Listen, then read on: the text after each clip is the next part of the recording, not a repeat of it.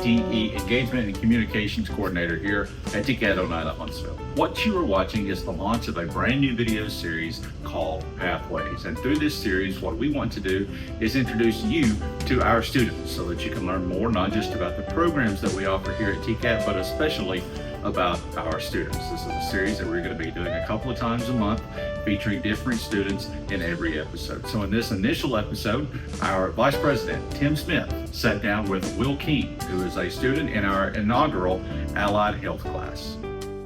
So Will, first thing I want you to do, tell me a little bit of biography. Tell me about yourself. Tell me about where you're from, family, new family, Yes. brand new family. Tell me all about Will King. Well, I was born in Knoxville and grew up there until I was about 5. I went to Adrian Burnett Elementary, and then parents sort of got divorced, and I moved up to Oneida, where my mom was originally from, and sort of went up. I grew up and went through Oneida from elementary all the way through high school. I did 1 year of University of Cumberland's, didn't really find myself there, and was sort of looking for something, and then over the summer of this year I found the Allied Health program. I just got married in April to my wife, and we actually have our first kid on the way due in end of January, early February. Okay, boy or girl? It's a girl. Okay, what, you got a name yet? I do. Her name's Aubrey Grace. Where did that come from, or did you just choose it because you liked it? My wife liked the name Aubrey, but I've always loved the name, the middle name Grace, and so we kind of just compromised there. Okay, all right. So you talked a little bit about you went to University of Cumberland and it just wasn't the thing. Yes. So why TCAT? Why did you think about Tennessee College of Applied Technology? Well, my brother was here for, I think, possibly dual enrolled for about a year, and then and then he was here after about 3 years, I think. But I was sort of just trying to find something, not really sure what I wanted to do, and trying to find something within the time frame that I had to when my wife was due. And I happened to come across this. I never really thought of the medical field. My wife suggested this field to me about a year ago, and I was like, no, I don't really think it's for me. And I started thinking about it more and more, and I was like, okay, I'll do it. And ever since I joined the program, it's really helped me realize how much I enjoyed this field. So when your wife first mentioned it, why did you think, no, I don't want to do the medical field? What kept you away from it? I was really hard stuck on doing something with sports because I've always been a big sports guy. I played football 2 years at Oneida, played baseball for 1 year, and it's just always been my thing growing up. Okay. Well, let me go on to the next question then, since you brought it up. Okay. Sports. So obviously you're an Oneida fan. You played Yes. there. You went to Oneida High School. So you're an Indian for life. Yes. What are your other favorite teams? Well, NFL-wise, I'm a diehard Seattle Seahawks fan. I started watching football in about 2012, 2013, around the time they were starting to get to the Super Bowl and stuff. And I was originally a Broncos fan because I was just sort of picking the team I wanted to that was going to win the Super Bowl. But then by the time it hit 2013, I fully became a Seattle Seahawks fan, and ever since then I love them. I'm a diehard Tennessee fan. Okay. Love Tennessee. The only thing that sucks is my in-laws are Georgia fans. Okay. But for MLB, I'm more of like a Texas Rangers fan, simply for the fact that I played the Bear Creek League. Whenever they were using actual MLB teams, I was on the Texas Rangers, and that's where I sort of got my start. And I don't really keep up with them much, but I still keep track of them every once in a while. And then MLS, I like the Los Angeles Galaxy. I'm guessing it's just the colors, that's why I liked them, but that's about as much as I know. So you left out NBA, nothing in the NBA? I don't really have an NBA team, in all honesty. I watch it, but I don't really have a full-on team I like. I sort of just watch here and there. Okay, so you decided TCAT, you decided medical. Mm-hmm. We have several medical offerings, though. We have pharmacy tech, we have licensed practical nursing, and we have allied health and medical assisting. It was a brand new program, so you couldn't ask somebody, hey, what's that program like? Yeah. You only got the description when we talked to you about it. So why did you choose allied health and medical assisting?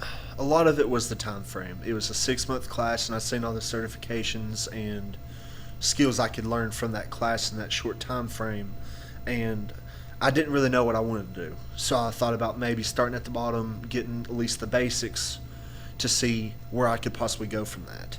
So what are those certifications you can get in allied health I and can medical? get phlebotomy, EKG technician. I can get my CNA license. I can do meds, and I can also become a medical assistant. Now, that brings me to another question, and that is, what was the toughest part of the, so far, 3 months of the program? Because we have an anatomy and physiology that if you do well enough on it, you not only pass it for allied health and medical assisting, but it will count toward the licensed practical nursing program as long as you have a good enough grade in that. So what was tougher, the anatomy and physiology of allied health and medical, or phlebotomy and learning to stick people to be a phlebotomist?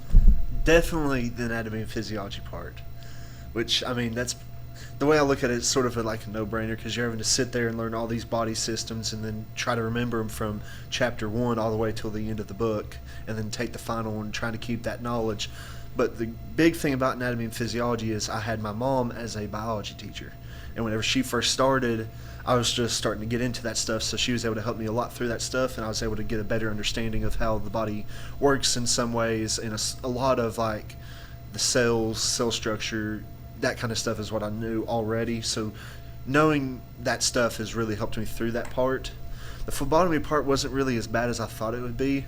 The hardest part to get over was possibly hurting somebody when you stick them, but that's probably the hardest part of that portion of the phlebotomy. Okay, so I haven't done that. So tell me what it was like that first time that you have to take a needle and you have to stick it in someone else to draw blood. What was that first experience like?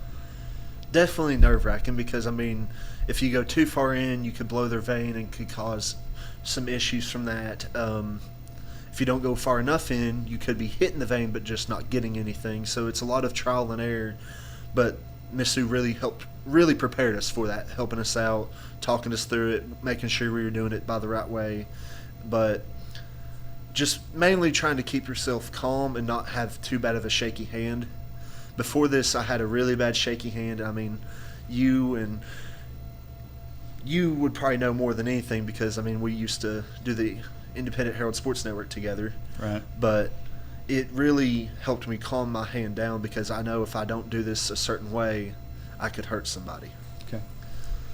I'm going to flip back to a sports question now. Okay. We talked about baseball. You're a Texas Rangers fan because that was your Little League team. Yes. Okay. So if you were a Major League Baseball player, if you had made it to Texas Rangers, they all have, when they come up to bat, they have walk-up music. What would be Will King's walk-up song? That's interesting. Gotta dig deep, because I'm a big music fan. Okay. I was in band for 5 years, so What'd you play? I played baritone / euphonium and percussion. All right. So, and I kind of got thrown into percussion my freshman year, sort of had to scramble to figure it out. But probably The Stroke by why can't I think of his Billy name? Squire. Yes. All right. So that would be your walk-up song, The Yes. Stroke by Billy Squire. Yes. Okay. We don't own the copyright, so we can't put that one over this. So we'll just take note on that one. So let me ask you this. Also kind of along the sports line, Xbox or PS5? Are you a Xbox. PlayStation or Xbox guy? Xbox. Why? My first ever console, Does other it than matter? a handheld console. It don't really matter to me, because, I mean, both of them have good things to them. Okay. Because I like how Xbox controllers work, with the way you can just throw in some batteries. With PlayStation, you just have to charge it. What's your all-time favorite game? Oh, this is gonna. I've always loved Minecraft. Okay. I've always liked exploring, like, creativity and stuff like that with it, and it really, because I've liked designing things and building things, so it's really helped a lot. What about you playing sports games? You're a sports Yes, WWE, obviously, because I'm a big That's a wrestling sport? fan. To me, it is. Gotcha. Okay. But I mean, definitely Madden, because I played the first ever Madden I played was Madden 2014. Okay. My favorite one of all time was with Richard Sherman, the Seattle Seahawks cornerback, on the cover of Madden 15. Okay. So- What about college football? Play any of that? I play the newer ones. I've never gotten the chance to play one of the older 25. ones. You play 25? I do not play 20. Wait, yes, I play 25. Okay. How bad would you lose if we played? I don't know. I've been whooping up on my 21? father-in-law a lot. 21, 28 points? You think you can hang that close to me? Yeah, I'm pretty confident. I've been having to teach my father-in-law how to play it, so Maybe we'll get a chance to try that out sometime. All right, well, back to the class. You mentioned, you call her Miss Sue. Sue Sims is the Yes. instructor. And to get all these certifications and all these possibilities in the Allied Health and Medical Assisting class, Miss Sue Sims, is the key. She's the teacher, and she has been, once people found out she was going to be the teacher, then a lot of people, you may not have known her before. I did not. I knew who her daughter-in-law was, but not who she was. Tell us about Miss Sue. She's a really good person. She'll go out of her way to help anybody. She always sits there and she helps break it down to a lot easier level for us to understand.